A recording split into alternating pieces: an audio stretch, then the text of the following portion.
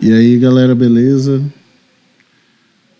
Como prometido, nessa última aula, vamos falar um pouco acerca da nossa metodologia, né?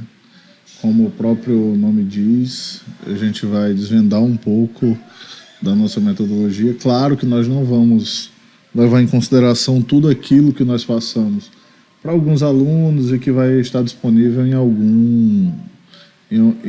na verdade, em um dos nossos treinamentos, uma das nossas oportunidades que serão abertas, que será aberta muito em breve, tá?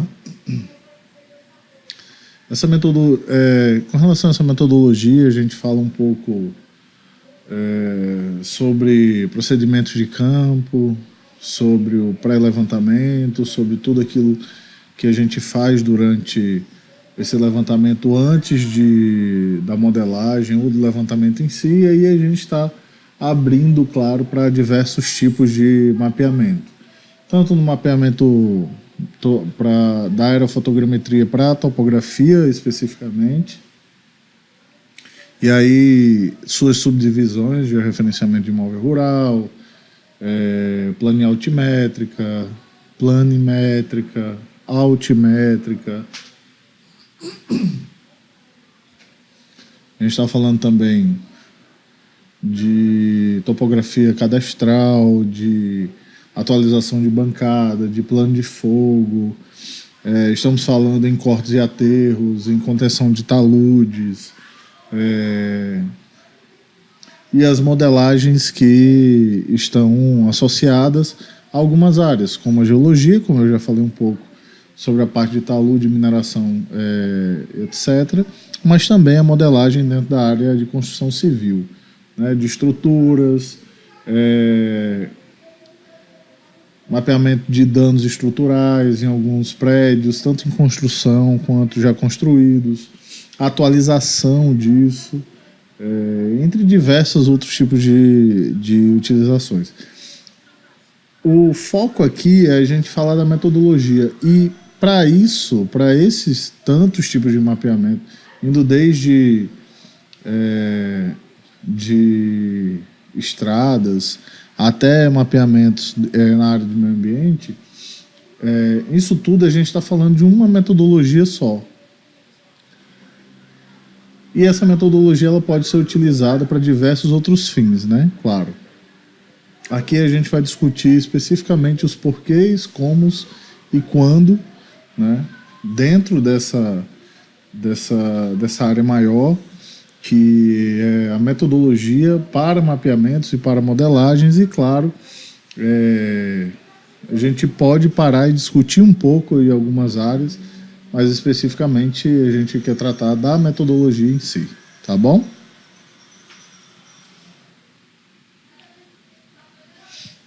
Então, sem rodeios, uma das perguntas das nossas duas, na verdade, as nossas duas primeiras perguntas acerca dessa aula que a gente vai ter aqui, dessa conversa, são: como você realiza seus levantamentos e qual a metodologia você utiliza?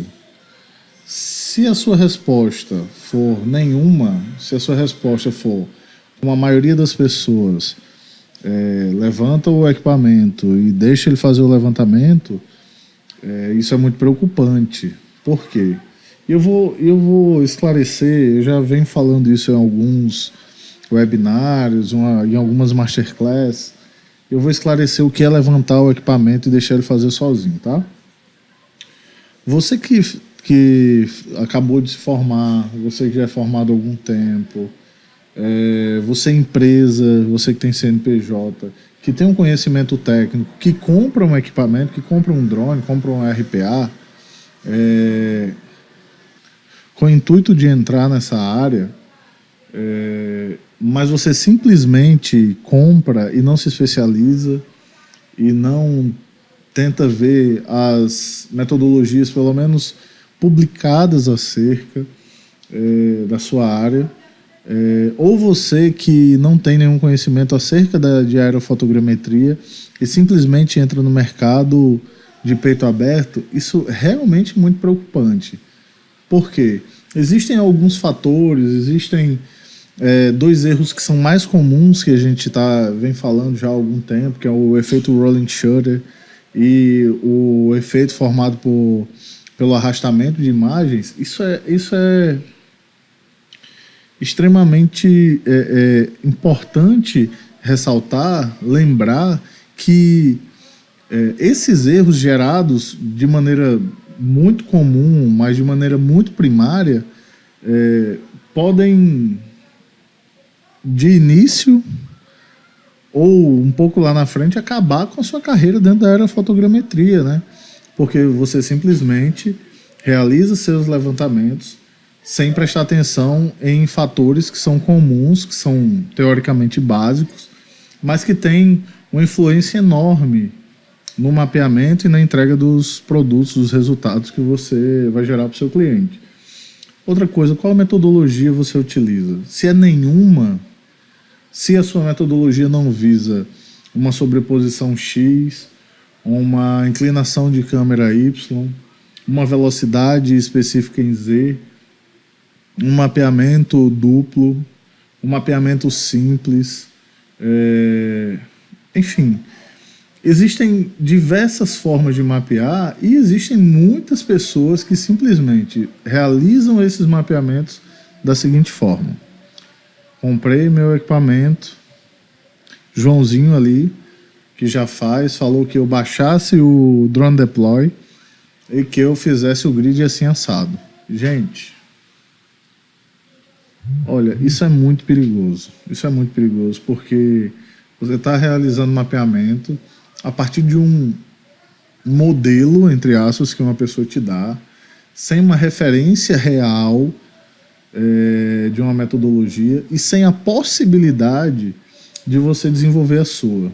Isso realmente é um pouco complicado porque a visão da pessoa que faz esse mapeamento pode passar para você e pode ser uma visão completamente errada. E essa visão pode ser perpetuada porque você não procurou se especializar, porque você não procurou saber, porque você não procurou entender tudo que está por trás dessas fotinhas com o drone que a gente vem falando tanto sobre a aerofotogrametria, né? Imagina um aluno que passa num curso, que vai fazer odontologia e um mês depois ele abre um consultório sem metodologia, sem ter estudado, sem a parte teórica, sem a parte prática dentro do curso. Ele simplesmente vai abrir um consultório. Você iria? E um médico? Você iria? Acontece a mesma coisa nessa área. A aerofotogrametria, ela não é brincadeira, e muita gente que acha que já tem conhecimento, que acha que já viu, que mexe com SRTM, que mexe com Google Earth, que sabe o que é uma Landsat, acha que simplesmente vai aprender por osmose, e isso não existe, gente. Isso não existe. Então, além de, se sua resposta for nenhuma, seja preocupante, é antiético. E, ultimamente, eu tenho ficado surpreso, né? Conheço uma pessoa que me falou que não conhecia o que era ética porque na faculdade não foi ensinado. Isso é um absurdo, é tremendamente ignorante, tremendamente ignorância dessa pessoa com relação a isso. Mas é o que parece, é o que aparenta, é que as pessoas aparentam não ter esse respeito, essa ideia por aquilo, por aquela área, ou por aquilo que ele está planejando entregar, aquilo que eu acabei de falar para vocês aqui atrás. Será que deixaria um dentista realizar uma operação de canal um mês após ele entrar na faculdade? É um absurdo, gente, é um absurdo. Então, se você não sabe como exatamente você realiza seus levantamentos, e se você nem desconfia qual a metodologia que você utiliza, se for a metodologia do Joãozinho, baixou o drone deploy e colocou o drone para cima, é interessante você pensar nisso para poder seguir ou não dentro dessa área. Por quê? E eu vou falar por quê. Porque até agora tem dado muito certo e eu tenho pego muitos projetos e etc. E lá vai. vai chegar um momento em que você vai se queimar no mercado. Sabe por quê? Porque tem muita gente comprometida e tem muita gente procurando se especializar. Se você já está no mercado, se você já está começando a fazer nome, mas você não se especializou, é bom você prestar atenção nisso. Porque quem não se atualiza, quem não procura, vai acabar ficando para trás. E essa área é uma área que está em muita evidência e é uma área que vai estar sempre em evidência nesses próximos anos. Então, preste atenção, respeita mais um pouquinho a área, tenha um pouco mais de respeito pela sua profissão e pelos profissionais que fazem parte dela também. Beleza? Bom, cara, e por que eu deveria ter uma metodologia, né? Poxa, velho, você tá falando aí que eu tô fazendo errado, que etc. Ou que se você não tá fazendo, mas você ainda não entendeu, por que eu deveria ter uma metodologia? Vou simplificar aqui para vocês em dois exemplos bastante simples, realmente. Primeiro, para saber o que você está fazendo verdadeiramente. Quando você vai entregar um projeto, alguns clientes eles não te pedem que você explique, que você comente, que você fale acerca do levantamento.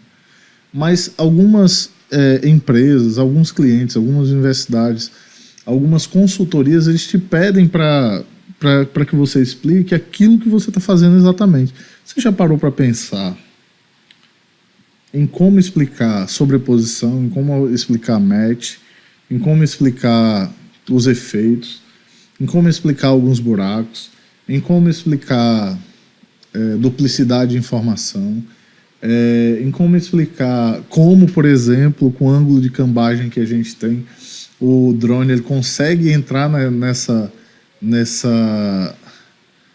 se qualificar para realizar a aerofotogrametria. Você já pensou em explicar o que são pontos homólogos, linhas epipolares? Você já pensou nisso tudo? Você tem isso afiado na sua cabeça e você saberia explicar o porquê? Vou te mostrar um exemplo aqui de uma coisa que pode ter acontecido com você, tá? Vou falar de dois exemplos aqui, mas o primeiro é esse aqui, ó.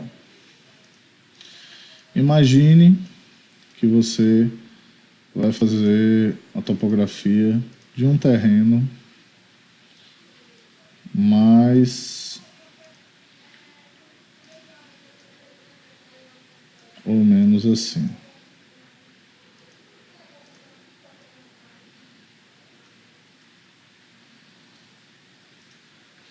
Tá no pente. Vamos lá. Vamos dizer que você vai fazer uma topografia de um terreno mais ou menos dessa forma. Vamos lá. A primeira coisa que eu tenho para perguntar para você é o seguinte. Aqui eu tenho o equipamento, que vamos supor que é o drone, e aqui a câmera dele, essa daqui de baixo, tá? Essa daqui não, de baixo. Bom, vamos supor que o alcance seja esse aqui, beleza? Agora, vamos imaginar que esse mesmo equipamento esteja passando aqui.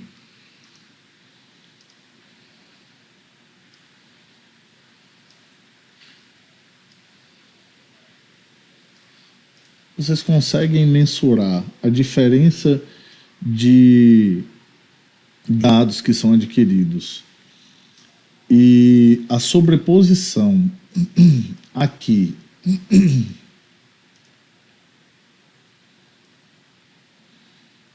e aqui? Aqui eu vou ter uma sobreposição mínima. Se eu planejar o meu voo em 85%, eu vou ter uma sobreposição mínima de 85% mesmo. E olha que eu estou falando de 85%, mas a gente trabalha com 90% a 95%. Só que aqui, nesse lugar aqui, se você notar, dependendo da velocidade em que seu RPA vai se deslocar aqui, ele não vai ter oportunidade de passar 2, 3 vezes pelo mesmo local. Isso porque a gente está vendo nessa dimensão. Se eu estiver falando... Deixa eu ver se eu consigo fazer aqui nesse pente.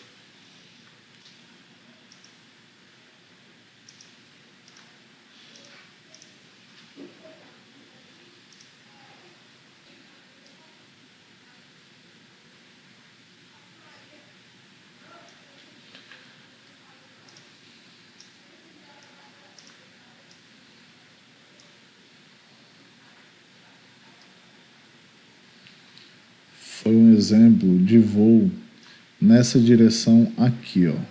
Vocês estão vendo. Nessa direção aqui.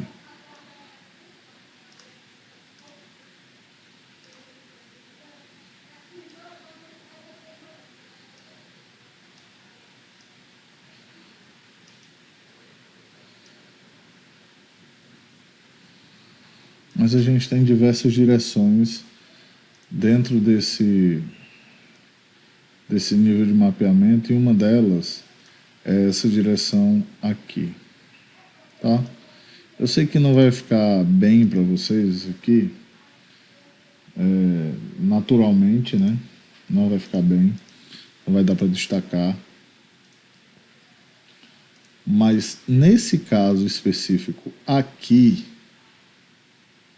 a gente tem uma cobertura e uma sobreposição muito inferior à sobreposição de voo e de linhas do RPA.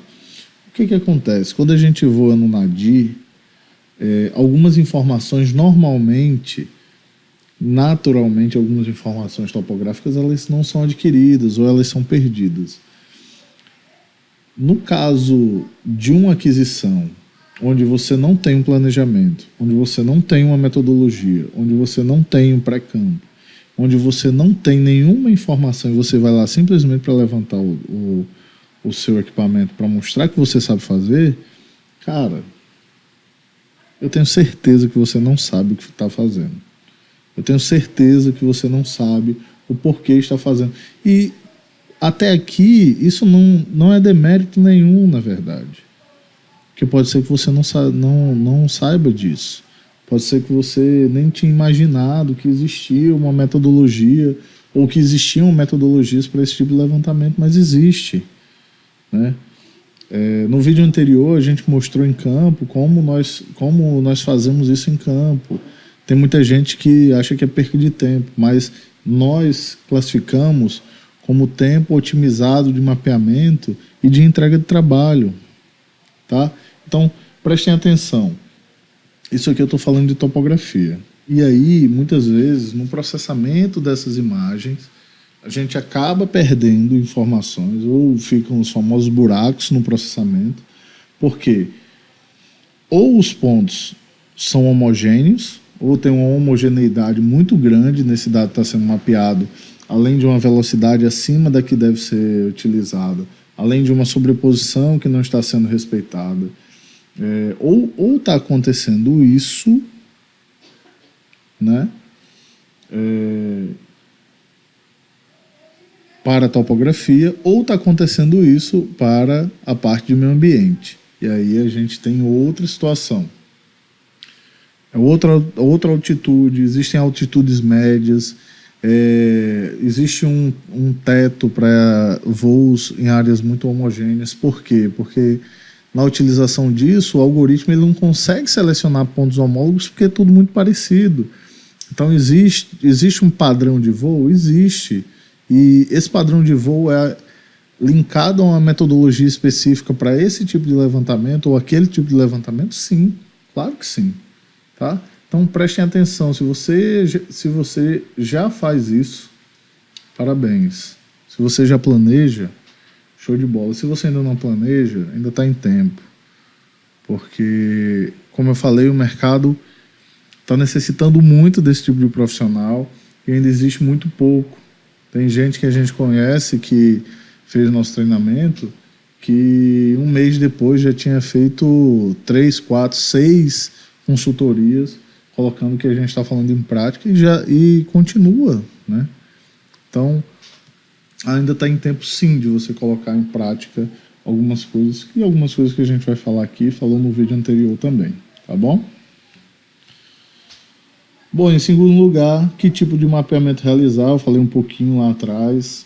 Essa figura é de uma publicação de uma pessoa que trabalha na Inglaterra, e ele fez uma comparação entre um mapeamento em um laser scan, um mapeamento com drone e um mapeamento com clinômetro, tá? E incrivelmente né? Nós tivemos a primeira comparação entre equipamentos e metodologias, incrivelmente ou não, para quem já conhece, para quem já mapeia, para quem já modela, o drone, o RPA, ele tem quase 5 ou 6 vezes o número de pontos densificados a partir do mapeamento e do tipo de mapeamento correto realizado para esse ou aquele tipo de alvo. Nesse caso aqui, ele utilizou um afloramento rochoso, com alguns dados bem incríveis de mapeamento e com algumas inclinações interessantíssimas também. Mas aí, mais uma vez, você pode mapear no nadir, você pode mapear no nadir no oblíquo, você pode realizar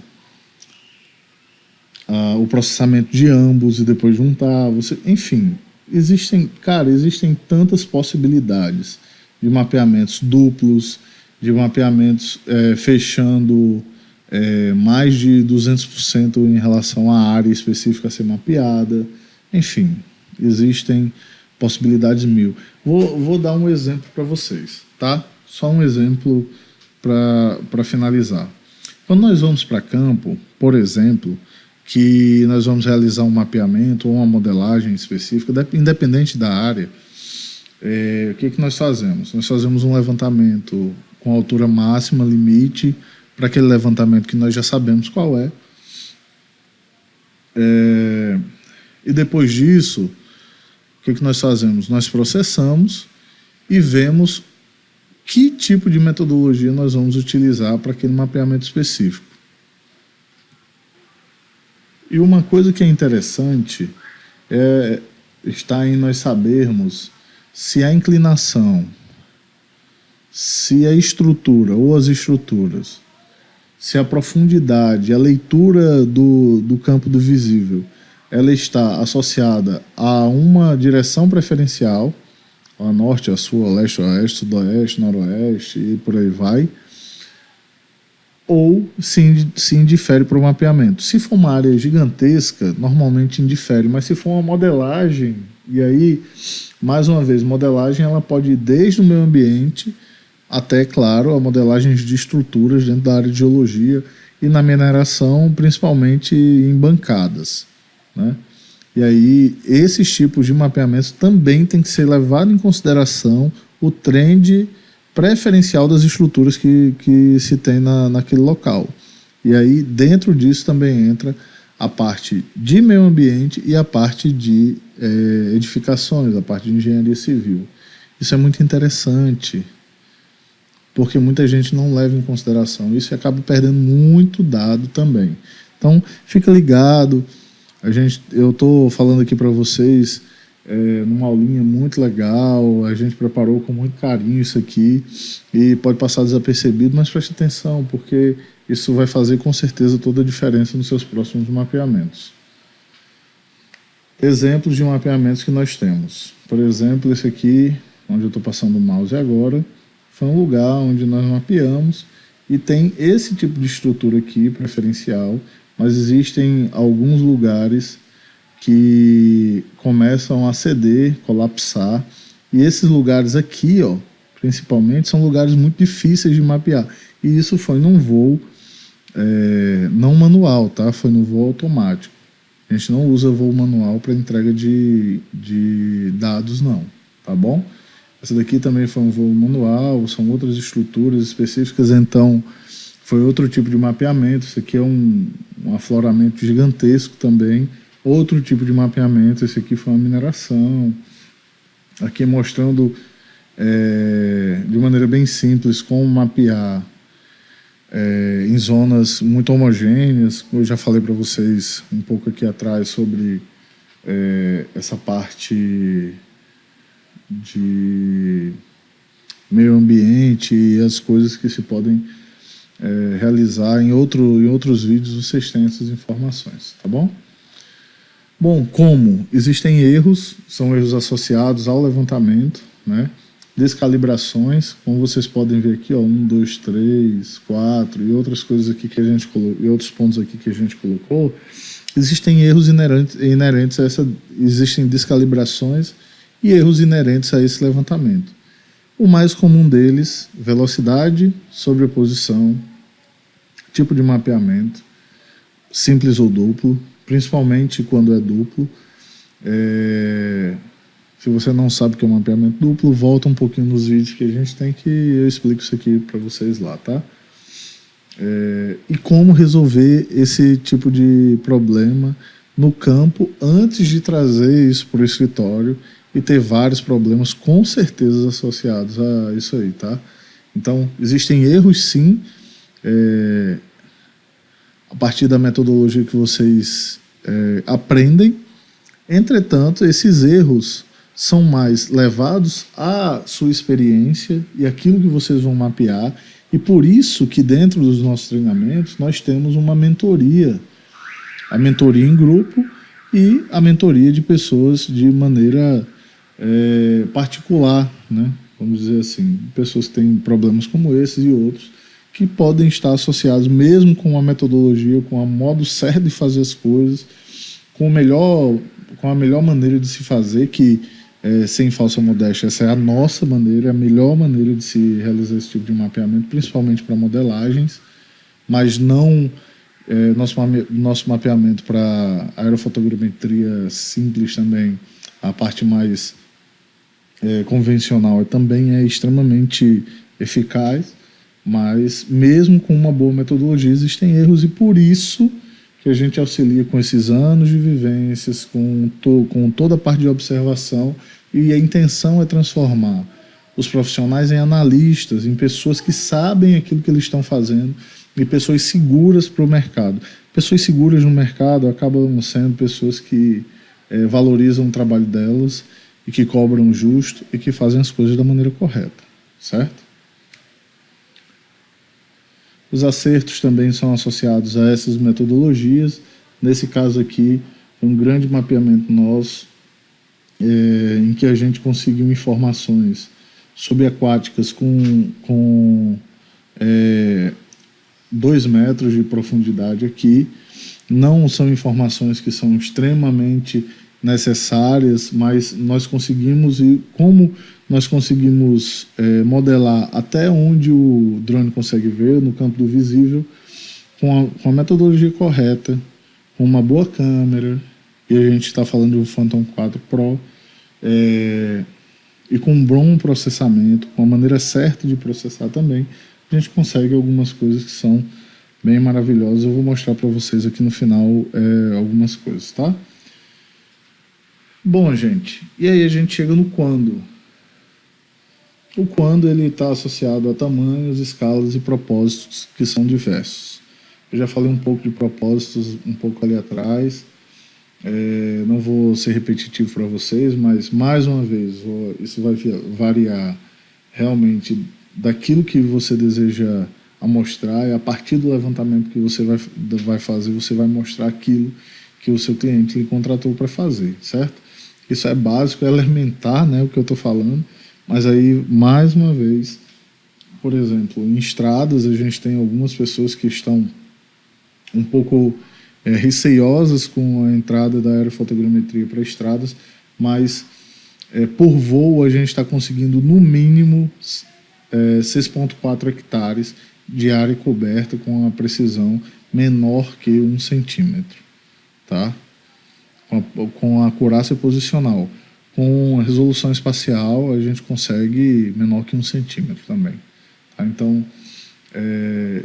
imagina um campo onde o drone, o RPA não pode atuar. Esse campo raramente vai existir.